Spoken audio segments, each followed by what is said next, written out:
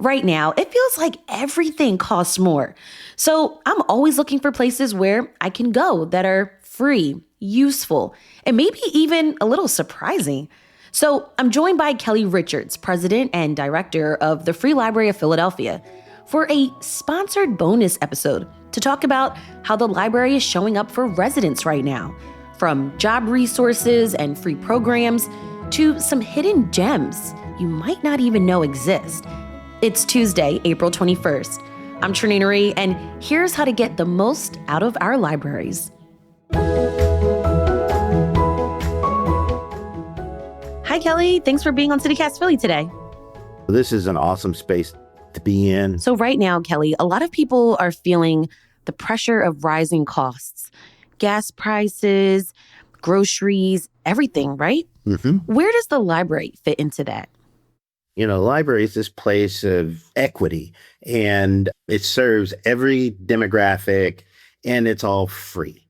And with things so expensive and things costing so much right now, you can come to the library and have access to all of these wonderful services, from electronic databases to computers to all of the support that you get for research and business resources, and just coming into the library to be this third place, this space where you could just come and research and study, actually play games and chess and everything else. And it's all free. It's all free, from utilizing some of our community rooms, accessing chess programs, learning how to raise your own honeybee hive in your own yard. We've got one in one of our libraries. You can go and figure out how to do it.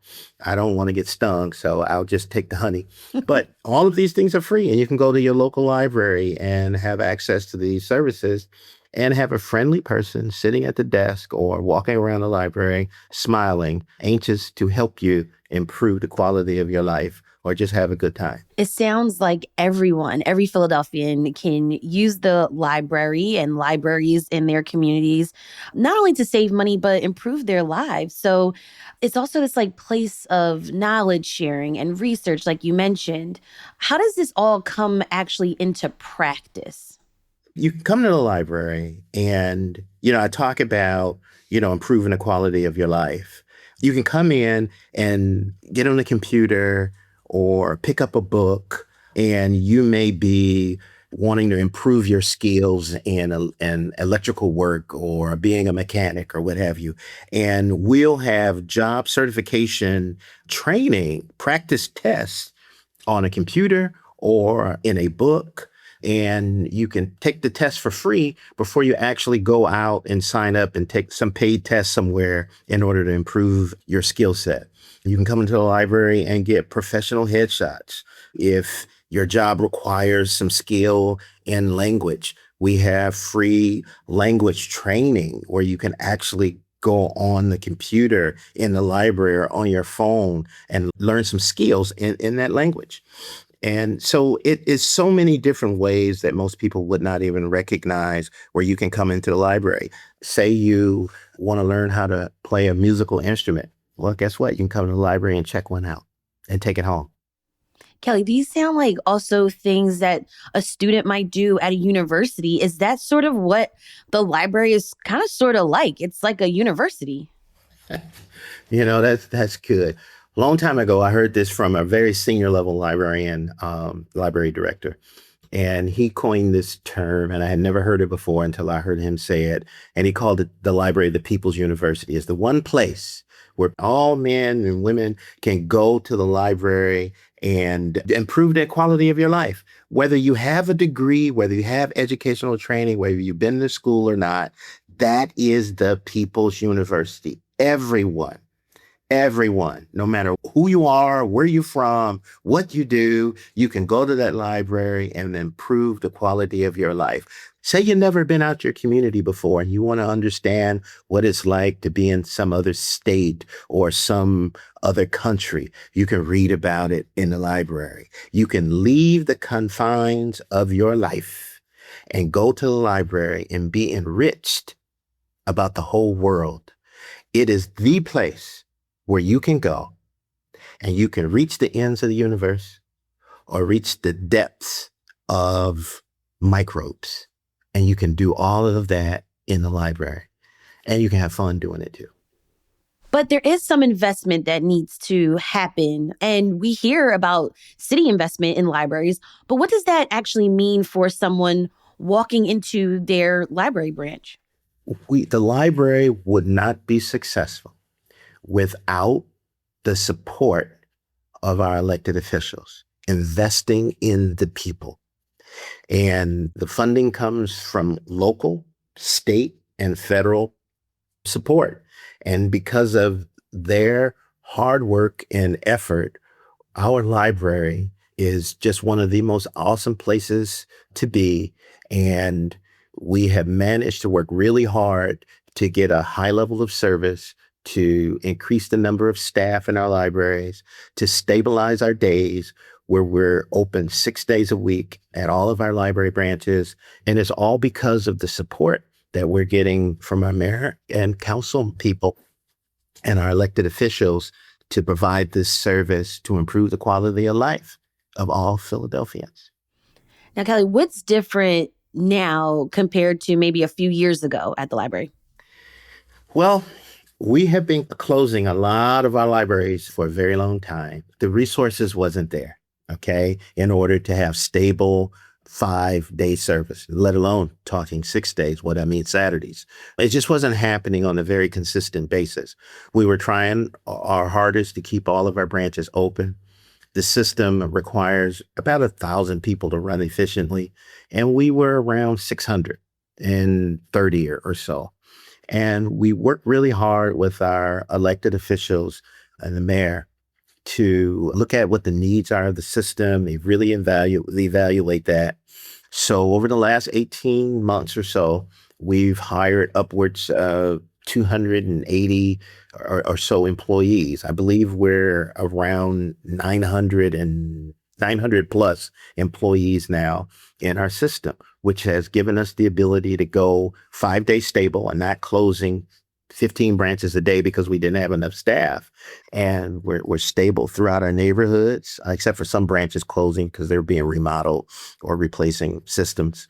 But we worked really hard to move the system forward and provide a stable level of service for each neighborhood in Philadelphia, in which that's historic for our budget to increase in that way, that quickly.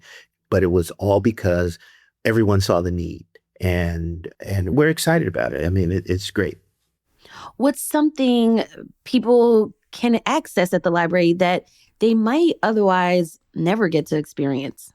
The library is, we're more than just books.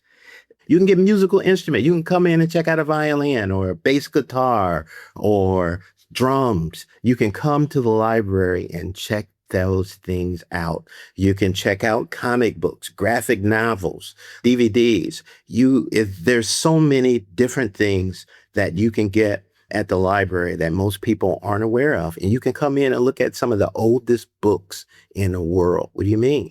Well, you can come in and look at cuneiform, or you can go back to ancient Egypt and you can come into the library and see how they used to write back then.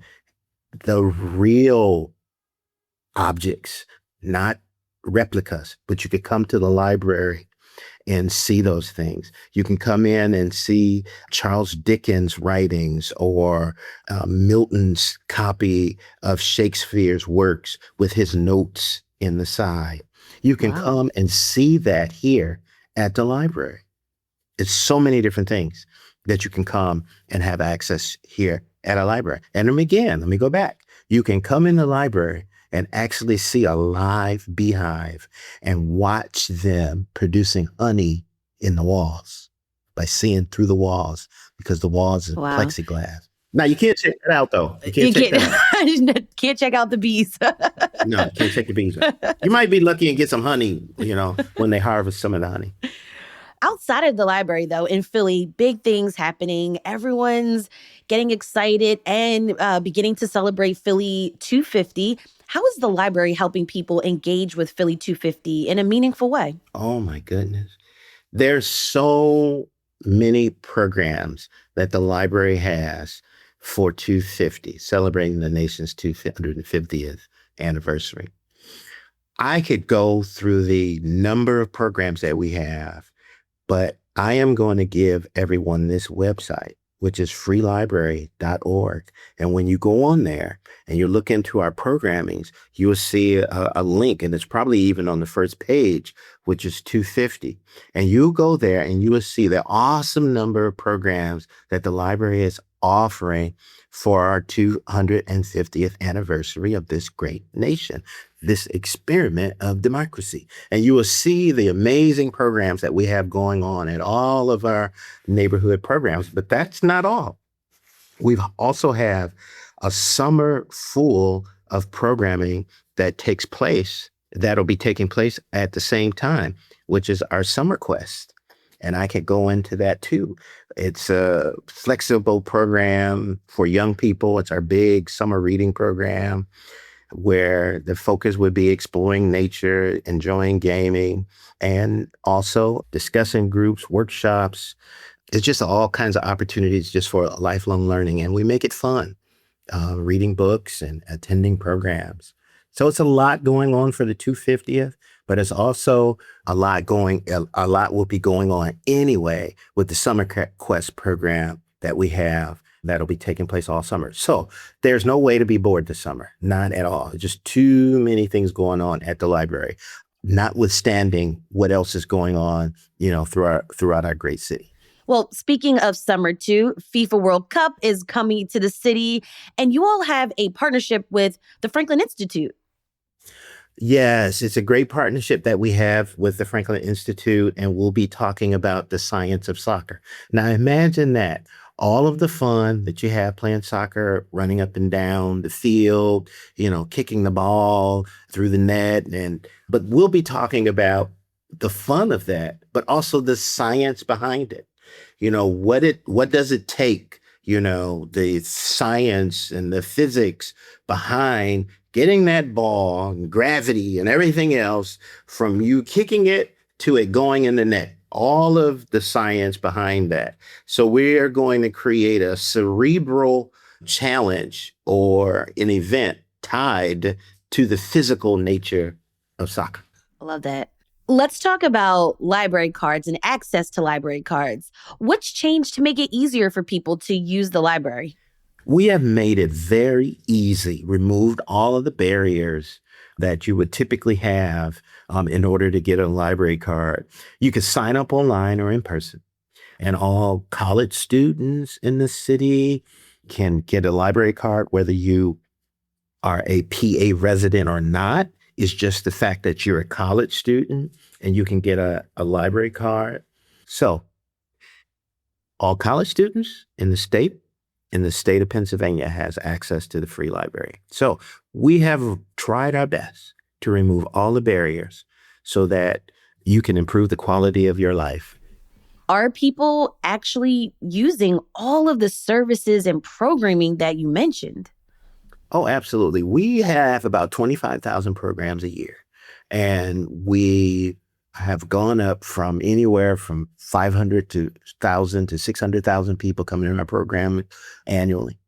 And I believe our open hours have gone up from like 80,000 to like 83,000 across the system as open hours.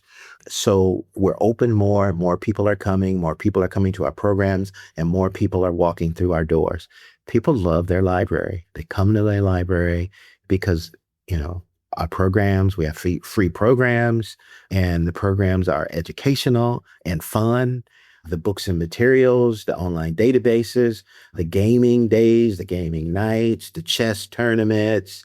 People are coming through the doors because this is a friendly place to inspire you and touch on that curiosity that you have. And it's just a fun place to hang out. We did a episode a few years back with the library about all the things that you can actually get with your library card that aren't books. And I learned about the bird watching backpack that came with the binoculars and a bird guide. Oh, yeah. You sort of touched on the story times for kids, the really cool science of soccer conversations that are going to be happening this summer. But what sort of like adult friendly programs or activities did you want to highlight? Here at Central and other neighborhood libraries, we have gaming nights. And what I mean by gaming, it's not so much the internet gaming or the Game Boy or PlayStation gaming, but we have this expansive gaming night where we have chess tournaments and chess clubs, and we're getting ready to add Scrabble to that too. It's a Scrabble group who wants to participate in it. But we also have this very expansive fantasy gaming boards where these very elaborate 3D printed landscapes with cars and trucks, and they're even playing out Avengers Endgame. It's like a Dungeons and Dragons on steroids. So instead of Dungeons and Dragons, they're playing World War II and, the Civil War and the Battle of the Planets. And there's multiple tables of games where people are playing. And that's going on here at Central, but they do this at other libraries. And those are, you think that would be adults, but you have adults in there and you have kids, you have grandparents or guardians in there with their young kids, and the adults are showing them how to play these gaming games. And now I mentioned those games, but they're also in there playing Pokemon. There's some board games with Pokemon, and they're doing that too. So it's just so many more activities. Now, I just mentioned the fun things, but there's also educational and cerebral things going on too. The chess games, but we also have author events and author programs where we have people like Cory Booker, President Clinton, and other Representative Clyburn, and other author programs that take place in the library. But there's so many program events that take place, even at our neighborhood library where we have local authors who come in. So there's plenty of programs for adults. We have a sewing and a knitting club where you'll have 60 people in there. Some people are crocheting, some are knitting, some are sewing. Others are doing all kinds of things I've never even seen before. They're like knitting little bitty sweaters. They're small as your thumb. And there's a full sweater with buttons and everything. And miniatures, yeah. Mm-hmm. Yes. And they're using knitting needles that are needle size. So there are all kinds of events. You think we're just not focused in on one age group. It's the whole demographic that we're focused in on. And we even have senior centers in our library here at Parkway Central. We have an area just for seniors. So it's a lot going on here at the Free Library of Philadelphia.